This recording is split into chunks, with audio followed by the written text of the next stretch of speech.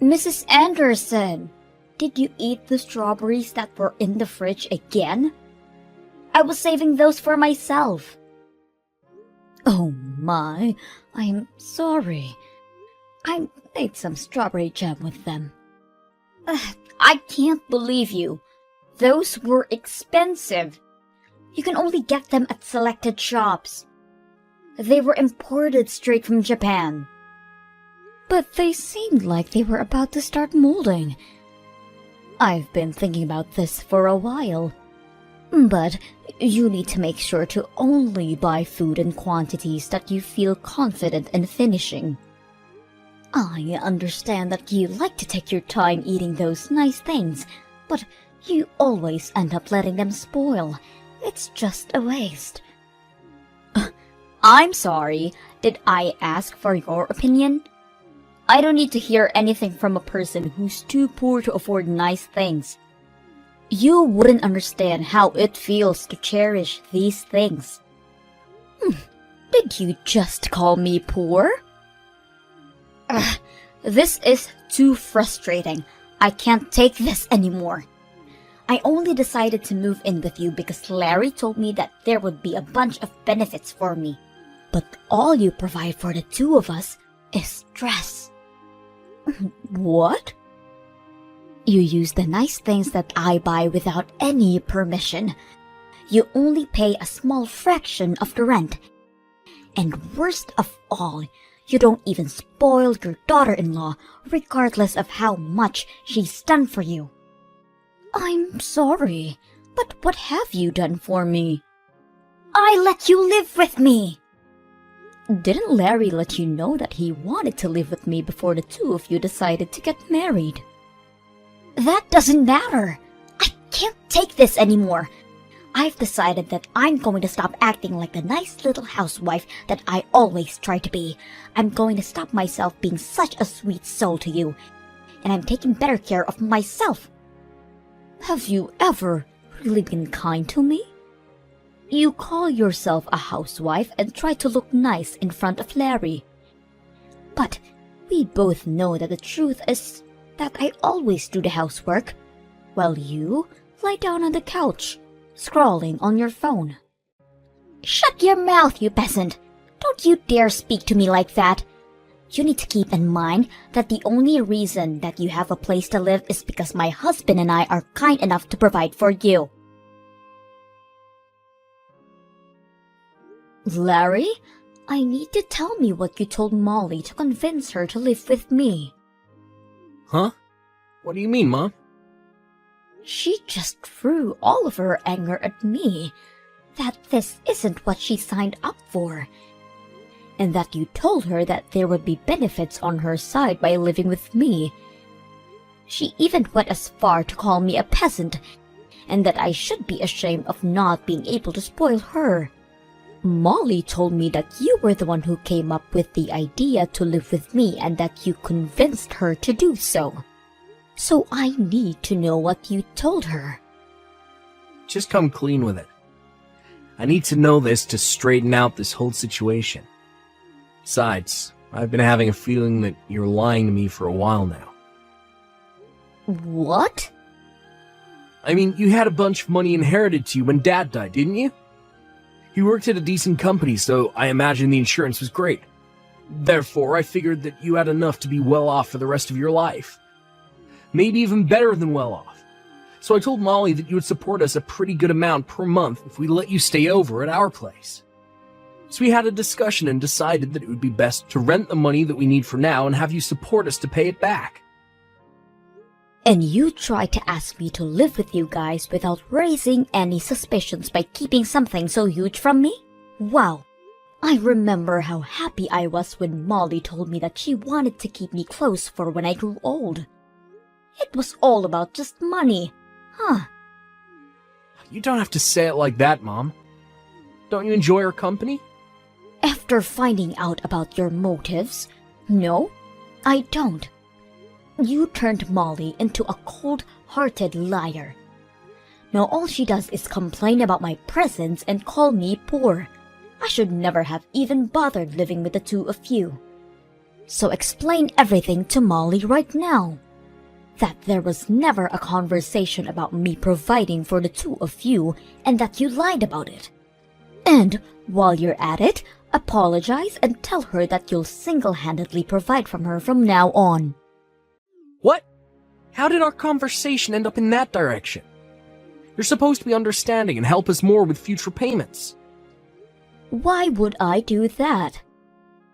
Because Molly isn't the same girl as the girl I met either. Ever since my salary started going down, she's been constantly irritated about my presence too.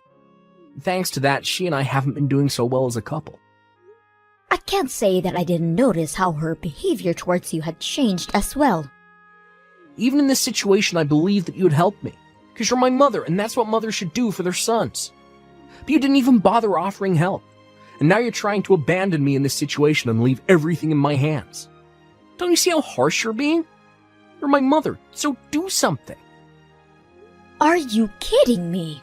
How old are you? Someone your age needs to pick up their crap and finally become independent. I'm the one who should be asking you if you're kidding me right now. What kind of mother behaves like that to her son? If you're going to be so cold, then fine. I see how it is. I could kick you out of the house as soon as I want. You are going to kick me out? Even though you're the one who suggested that I live with you in the first place. If that happens, you're going to be in big trouble, aren't you? You sold our house and all of the land that you owned before moving in with us. You have nowhere to go back to, right? You don't want to become homeless at that age, do you? All you have to do to avoid that outcome is to stay in that house and keep paying your rent to us. I can't believe this. You're threatening me. I've raised my son into a monster. Come on, I'm just negotiating, Mom. Besides, you still have the money that you earned by selling our old house, didn't you? I'm sure it wouldn't hurt to pay a little bit of rent every month. I look forward to our business together. Well, we couldn't have had such a nice house without you, so thank you for your support. When are you going to pay your rent for this month? Larry told me that you would be paying $3,000 for rent this month. Why have you not still paid us? What? 3,000? What kind of joke is that? Are you telling me that Larry lied to me again?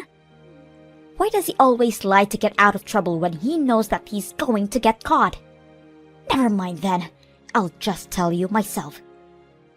Larry and I will be asking for $3,000 each month as rent from now on. Are we clear? You can manage to do that, right? No, I can't. I already pay an amount that will pay well over my expenses in a month. And now you're asking for $3,000 a month? I'm only paying the same amount that I used to. $1,000 for each month is enough. I guess this means our negotiation has failed. I'll pack up your things and leave them outside. So gather those things and please leave. What? This is your last chance to change your mind. If you promise to pay $3,000 every month, then we'll let this incident slide. I won't throw your things outside. So, what's it going to be? Are you going to pay $3,000 each month as rent?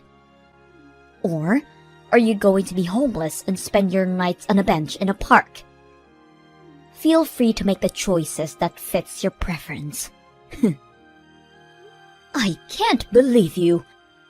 You can't just kick someone out like that. As you've already figured out by now, I'm barely getting by at this point, thanks to your dumb little son who couldn't manage to keep his job. You don't have the option to keep another mouth to feed for free. You don't keep me around for free. I pay my part of the expenses. And you say that you don't have the option? But I don't see you getting a job either. Stop arguing with me. My job is to take care of the house. I'm not going to go out and work like a peasant. So you need to pay rent and account for that. How does that make any sense? But you choose to ignore our needs and neglect your part in supporting us. Have you used up all of the money that you earned through selling your house already or something? It's my money, and I get to use it however I want. How selfish can you be? You use all of your money for yourself while your son and daughter-in-law are struggling to get by. I can't imagine how easy it must be to rely on someone else to live while not making any contributions whatsoever. But that ends now. If you can't pay your rent, then get out of my house this instant. So that's all I was to you, huh? You never cared about me. You just wanted to use me as an ATM. Well then, I'm glad to leave. Shut up, you poor old hag. I mean, what else did you expect to be to us? The only good that you do is pay us. So I think it's fair that we only see you as an ATM. You're not worth the space in our house. You need to leave and never show up ever again. There's literally no point in letting you live with us, you parasite. I guess I'll move into the luxury nursery home with a built-in country club in the town next door. Seriously? I guess he got his habit online from you. I'm being serious. And where on earth do you think you're going to get the money for that? I have every single cent that I need to afford it. I currently have $2 million worth of assets, so you can probably do the math that I have enough to spend a lifetime in a nice place like that. 2 million? How? I think I'll get going now. I promised my friend that we would go have some tea together, so I'll go do that. As a matter of fact, I'll stay at a friend's house for the night, so please leave my things at your front door. I'll be moving into my dream environment after that, so you won't have to see me ever again. I can't tell if you're joking. You're kidding about the $2 million, right? Even if your husband passed away and left an inheritance, $2 million is unrealistic. Oh, it's not my husband's. I made it myself when I was younger. What? Yes, I bought some real estate with the money that my husband left behind. So I have $5 million if you include that. I hit the jackpot with the apartment I bought and started renting out. You have $5 million? How? Because I plan ahead and save up money before I make financial decisions, unlike your dumb little husband. The whole situation doesn't make any sense. Even your son hasn't told me anything about money like that. I'm sure he'd be aware if you had the assets like that. I've actually never mentioned it to him before. I sold the company that I was running at the time as soon as he was born.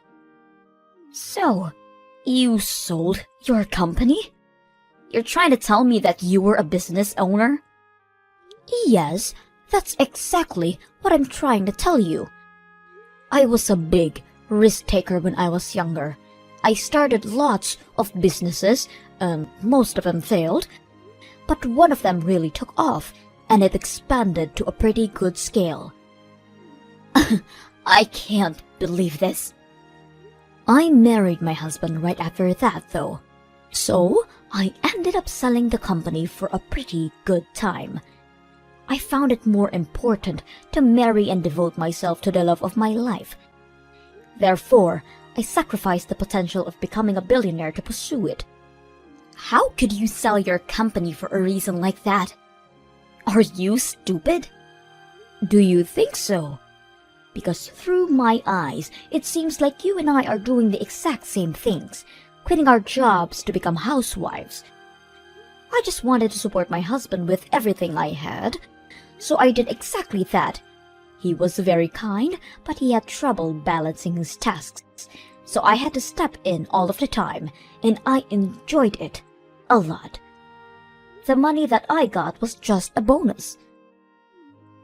And that's how you got $2 million? Exactly. So that's probably why Larry never mentioned it to you. He simply only knew me as a housewife. The subject just never came up, because we were all happy with the situation that I created. My brain can't keep up with all of this. Then, you can look it up the internet tonight. The company is still pretty large in scale.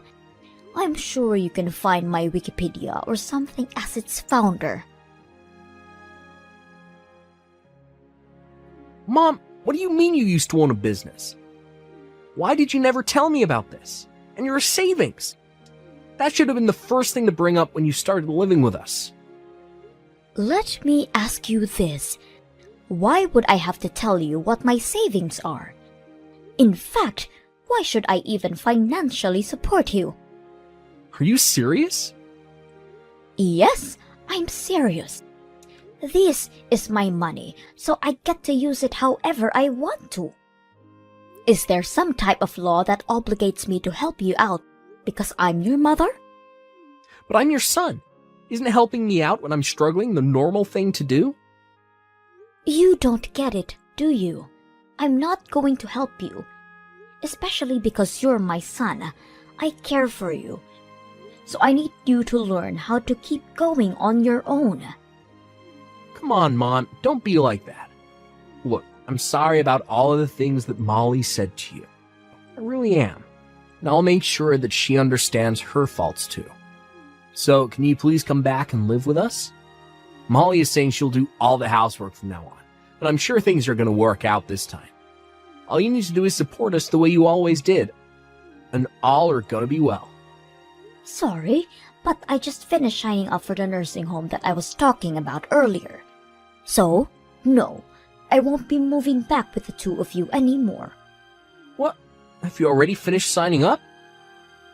I mean, I can't just stay at a friend's house forever, can I? The place I'm moving to has a whole building to itself. So I'll be spending the rest of my life shopping and sipping margaritas next to a pool. My friend even said that she's moving in with me. So we'll be having the time of our life. They own a whole building? And a country club is inside. How much is that going to cost you? You could save so much money living with us instead. I'd rather use everything I have on myself than let you two parasites steal from me. I hope you and Molly live happily alongside each other. Don't mind me anymore. The poor old hag will be living in a beautiful nursing home with everything she needs to be happiest she could be. Mrs. Anderson, what have you done? What are you talking about? You know what I'm talking about. I really don't. The neighbors, they kept staring at us like we're criminals. And when we approach them, they won't even look at us in the eye. It's very difficult to live comfortably when you're surrounded by people who treat you like that. And why do you suppose that I was the one who did something? Because we haven't done anything to any of them. And this all started as you left our house. Well, I'm so very sorry for the two of you. It might be because I stopped donating to the city. What do you mean? I'd actually been donating to the city for a long while now. You know, giving back to your community feels great. So I'd make large donations towards schools in this area. I also donated all of the money that was used for the furniture of the city hall that was built up a while ago. I'd make donations like the above every year. You do all of that for people that you've never even met? But you still can't pay for our house. How is that fair? Because a couple of adults should be able to account for their own expenses on their own. I lived in that city, and the responsibility was partially mine. So even though I'm not strong enough to participate in volunteer activities, I contribute by using my wealth for the good. But now that I've left that town, I've stopped making those donations. It's not my responsibility anymore. What are we supposed to do now? Everyone knows that the two of us were the reason that you had to leave. So everyone in the city thinks of us as nuisances now? I mean, there aren't many people who are capable of making donations that scale every year. So I guess there won't be anyone to replace me. But it's none of my business anymore, and I have to go easy on spending to keep living in this environment. So all I can say is good luck. What do you mean, good luck? How are we going to keep living here if every single person hates us? Please, come back to town. There's no way on earth that I will ever go back. I mean, who in their right mind would leave a living dream to go back to live with a crappy married couple? If the donations are the problem, then why don't you two just make the donations instead of me? It feels amazing to be able to give back to your community and be appreciated by the people at the same time. I think I've always had a thing for taking care of others. Then take care of us too. Please. Why are you so cold to only us two? Because it's my policy.